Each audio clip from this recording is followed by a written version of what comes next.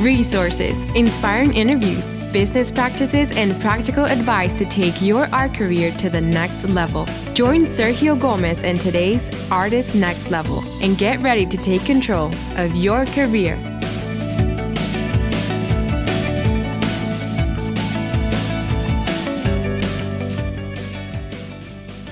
Well, hello, my next level friends. Welcome back to the Artist Next Level podcast. Super happy to have you here. This is going to be a fabulous conversation with my guest, artist Kelly Joy Ladd, and it's going to be really awesome. But before I talk about her, I want to also invite you, if you're an emerging artist listening to this podcast right now, I want to invite you to check out our brand new webinar that we've been doing now for the last month, and it's just been so awesome. We've been tweaking it and making it even better than it was.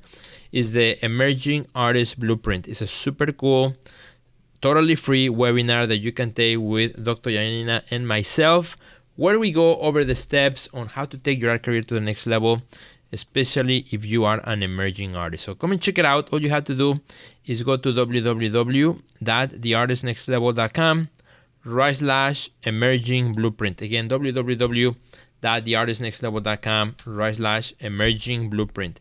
Register. We're doing one live webinar a week, so it's once a week. It's live, and if you cannot make it live, you can always watch the replay. So don't worry if you cannot make it to the live event, but definitely I invite you to check it out. If you're an emerging artist, I think you're gonna have a great time. Well, my guest for today is Kelly Joy Ladd. Kelly is a self-taught artist from Orlando, Florida. Due to her husband's adverse reactions to paint, Kelly strategically found another medium for her creativity. She channels her creative process through paper, and that's just an amazing story. Combining her admiration for understanding the universe and self, Kelly explores connections between space, time, and our many roles within it. And I am super happy to present this conversation with Kelly Joy Ladd. Hi, Kelly. How are you today? I'm good. Thank you. Are you ready to take us to the next level? Yes, I am. Let's do it. Let's do it. So, Kelly, very nice meeting you. We have never met in person, only through Instagram, which is pretty awesome. You're in Florida, I'm here in Chicago. And today we're going to have a great conversation sharing your story, because I love stories. And this actually episode came about because a few days ago, I had prior to that shared my story on Instagram. And then I did a post about asking other artists stories too, and you posted a bit of your story, and it captivated me. It was such an amazing story that I sent you a quick messaging through Instagram and said, Kelly, can we share your story in the podcast? Because I think our friends could really also get inspired by your words. So that's what brings us here, Kelly. You. How about that, huh? That's great. Yeah. Isn't it amazing how social media has become such a way in which we can connect with other people and find opportunities and share our lives, share our stories, and it's a great thing. Yeah.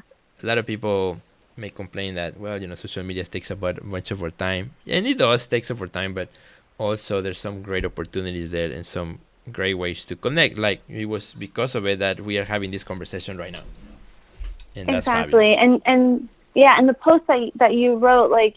I'm really inspired by people's stories. I'm really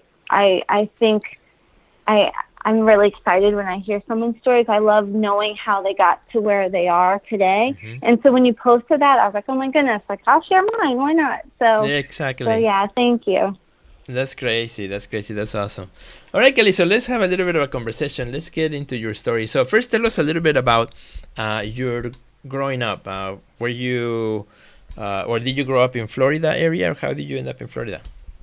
Yeah, I grew up, I was born in Florida, and then actually 2 days later we moved to Georgia, and then we moved around the country for a while, and then we came back here when I was about 10, and we've been here ever since to Orlando. So I went to college at University of Central Florida, so I've always been I stayed close to Orlando since then.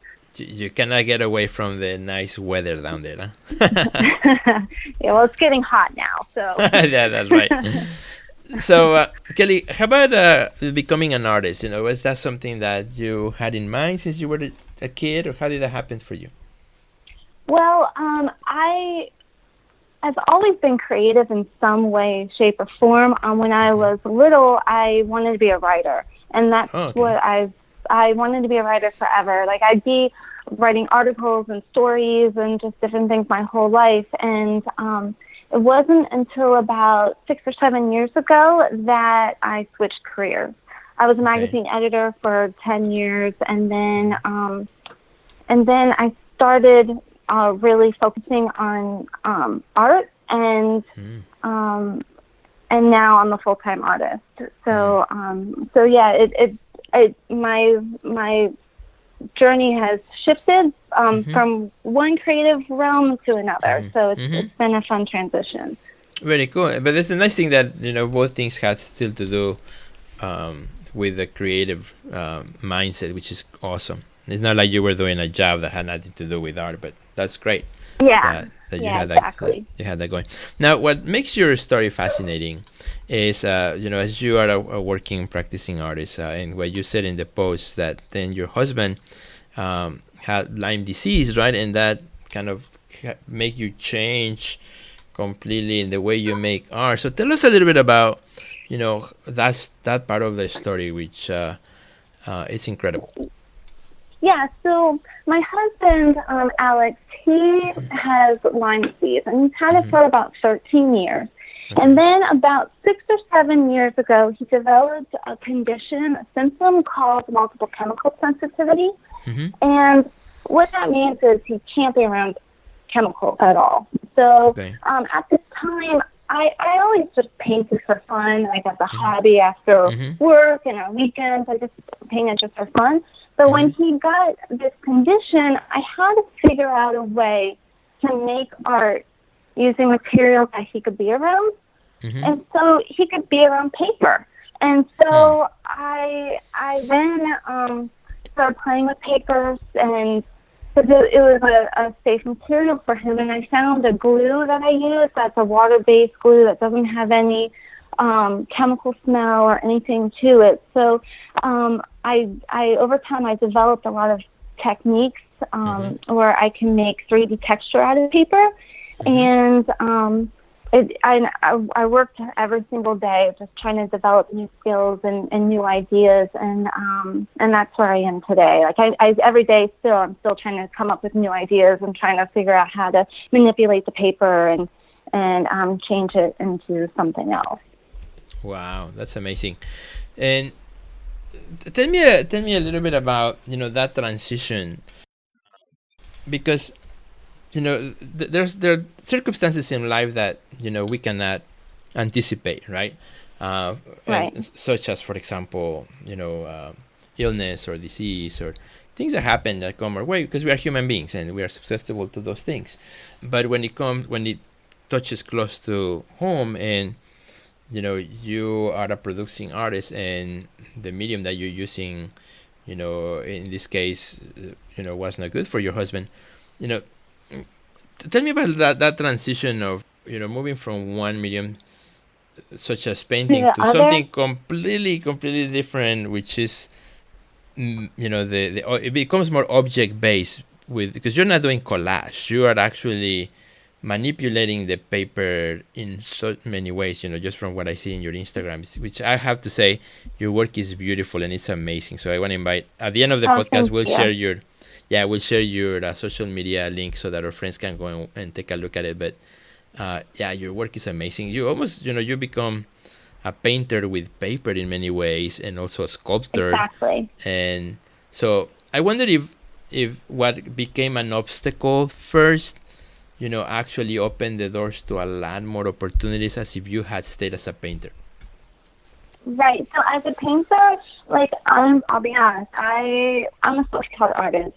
So I was just painting for fun, and I'm not a painter.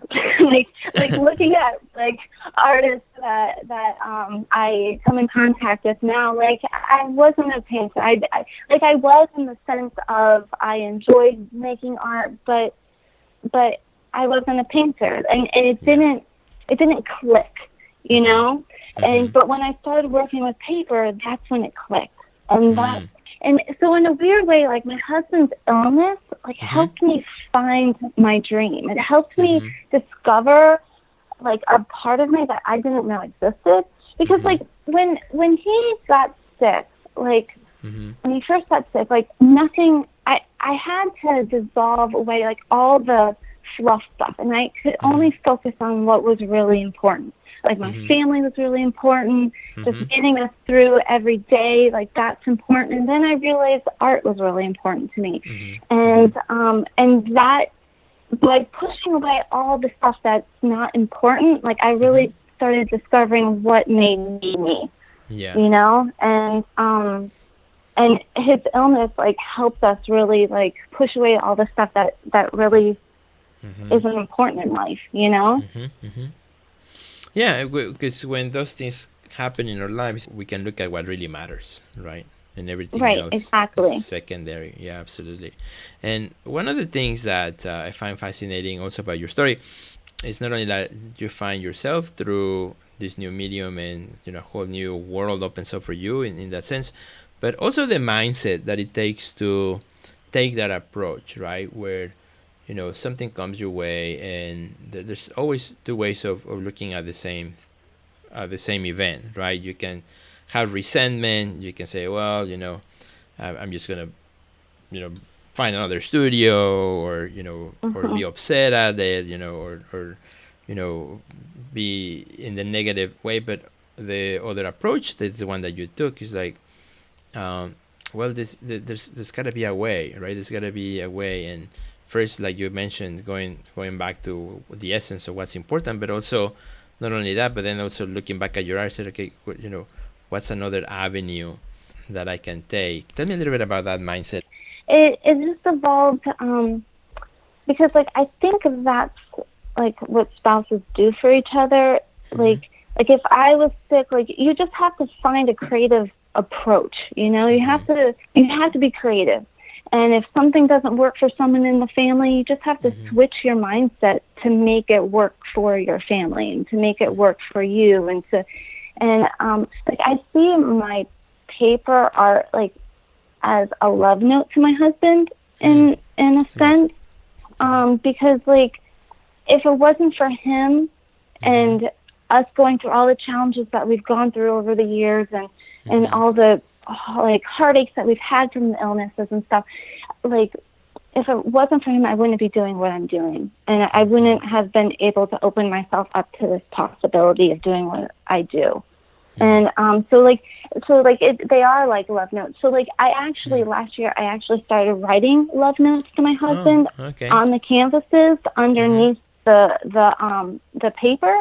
Wow. And so that way there's another element to this whole process that I'm doing. But recently I've shifted the notes from Alex to like my son and to my parents and to myself. So there's different. So each piece now has a little story to tell, like subconsciously, versus what you see and what the title is and what the concept is. But there's an underlining story of my life within the pieces. And in such a powerful way, then your work becomes about the other too. You know, where, you know, making art sometimes it's such a self-exploratory process in which it's about us, you know, what I think and what I am and who I am and all those things. But, you know, when you make your work, you know, from the love to the other and to others, it takes its own life. I think it takes its own journey in a way. And I find such a wonderful thing to hear, you know, which I completely had no idea, you know, prior to our call right now, just from the little bit that you shared on that post on Instagram. And that is fabulous, you know. So now for all our friends who are listening to this podcast, but they cannot see your work, how would you describe it? Tell us a little bit about, you know, what is it that you do? So my work consists of thousands of individually cut, ripped, folded pieces of paper that I adhere to a canvas. And what transpires is a highly texturized pattern or design. I'm very interested and inspired by cosmic mysteries of the universe and astronomy in general, and the cycles and patterns that are found in the universe and nature. And I'm also really intrigued with the cycles in ourselves, as individuals, as we grow and evolve over time, that really fascinates me too. That's fabulous. And I work with paper in my work. I'm a painter, and probably what you've seen on Instagram, I paint on paper. And people always ask me about, I just have a fascination and a love for paper. So, just for that, I'm already very attracted to your work, because of the paper quality. But there's something about paper that I think in your case also it's so fitting, which is paper. We perceive it, or we see it as being so non-permanent, so fragile, so easy to damage, easy to create destruction with. If you have a nice piece of paper, if you leave it around the table for a while, it starts to become wrinkled or stained, or things like that. So there's a sense of non-permanency within paper itself. And I think because of your story and everything that you're sharing, I think also paper is such a great companion to your story and to the material itself, to the concept of what you're trying to bring. Thank you. Yeah, and also about paper, it's a very easy, it's a very accessible material. Everybody all over the world has paper. Pieces of paper in their house, And what's cool about it is that I can take a 3D sheet or a 2D sheet of paper and then transform it into a 3D piece of art, like something that everybody sees every single day. We use it every single day, and that when they see my work, they see it in a different light. And I like the idea of them seeing it, something that's just so everyday that they see it in a new way. Fabulous. So, Kelly, tell us a little bit, what's one of your biggest highlights or one of your most proudest moments as an artist? Last year I had my first museum show, and I was really, really excited about that. It's a Orlando museum called the Manila Museum of American Art, and last year they invited me to exhibit in a group show there, and that was a really big deal for me because very exciting. It was really just something I never really expected when I first started working and making the art, and so and since then, I've had more commissions and more things come about because of it, and it's been a really cool experience. That is awesome. So, which piece did you have for the show? I had 5 different pieces. They're all large-scale pieces. One was called Europa, which is so all my pieces are lots of them are based on astronomical ideas. Because in college I studied astronomy. I really wanted to be an astronomer, but I couldn't get past some of the high-level math. So I'm still fascinated with ideas today, so I wanted to incorporate them into my work. So one of the pieces I showed at the museum was called Europa, and Europa is an icy moon of Jupiter. And so I put what my idea of what that would look like if you were on the moon. And so it was just and one was called Lunar Landscape of it looked like craters from the moon, and so each of the pieces has some sort of astronomical or physics type of concept based to them. I see. They're beautiful, and actually I found some of those pictures on your Instagram, which is great. Really awesome. So it looks beautiful, fabulous. The pieces look great. Now I have a question for you that I think might be interesting for some of our friends here. When you started working in paper and you transitioned from paint to paper, did you have any problem with people, kind of put you in a different category, almost, maybe you were doing craft or something that was not necessarily fine art? Did you encounter anything like that at the beginning? I did. And I've been working with a couple curators this past year of and they're helping me really notice the difference between craft and fine art, and by talking about it more and more and more, my work is shifting more into fine art, because I think at first it was craft, and then that was just an easy transition for me, and now the transition is more into the fine art. So at first, when I was playing with the paper and first experimenting with it, that's what it was, and that's okay. But that's just what it was, because I think there's a learning curve, with everything. Yeah. No, that's great. And I ask this because there's nothing wrong with craft. I think no, not at all. There's beautiful things. It's just it's a matter of what's your intention and what do you want to do as an artist, right? And how people and the perception of how people see it, because because of the change of medium, right? And so that was kind of why I wanted to ask your input on that. And I think that's great. Kelly, what would you say to an artist that maybe is at kind of at those early stages where you were at some point and trying to deal with a situation that has come their way?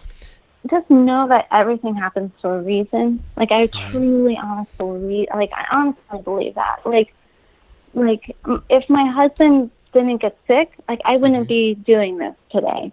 Like, everything happens for a reason, and you have to work at it every day. If you want that dream to happen, if you want that goal to happen, you have to work at it every day in some way. Put the energy towards it, and even if it just moves an inch a day, that's good, you're still moving forward. And so, just keep persisting. One step at a time, right? Yeah, one step at a time, because, like, each step there's a whole new perspective and a whole new, you can see things from a new perspective, and by moving forward, more opportunities come your way. That's awesome. Well, Kelly, you have been awesome. You've been amazing in this call. Thank you so much for sharing your story. That was super cool. Thank you for letting me share it. Yes, of course. Where can our friends find you on Instagram and also online? If you can share, please, your Insta, your website, and any events that you may have coming up that you want to share. Okay. My website is kellyjoylad.com, and Instagram is artist.kellyjoylad, and Facebook is just kellyjoylad. And I have a show coming up on June 20th. It's in Orlando. It's at our City Arts Gallery, and it's called Metamorphosis. It's curated by Dr. Ransook Yoon, and there's 3 artists being shown. Me, Sun Kwa, she's a Korean-born New York artist, and Maya Gelfman, who's an artist from Israel. And the show will be up for about a month or so. So awesome. I'm looking forward to that. That sounds great. Thanks so much, Kelly. And I want to say thank you so much to all our friends who joined us today in this podcast. Please check out Kelly's Instagram. Follow her over there. Look at her work. Make some comments. Which one is your favorite piece? I think there's a lot to learn there. And thank you so much, because your story of resilience is fascinating. It's beautiful. Continue making amazing work. Continue inspiring people. And continue taking paper to the next level. So thank you. Thanks, Kelly, and thanks, everyone. We'll see you at the next level.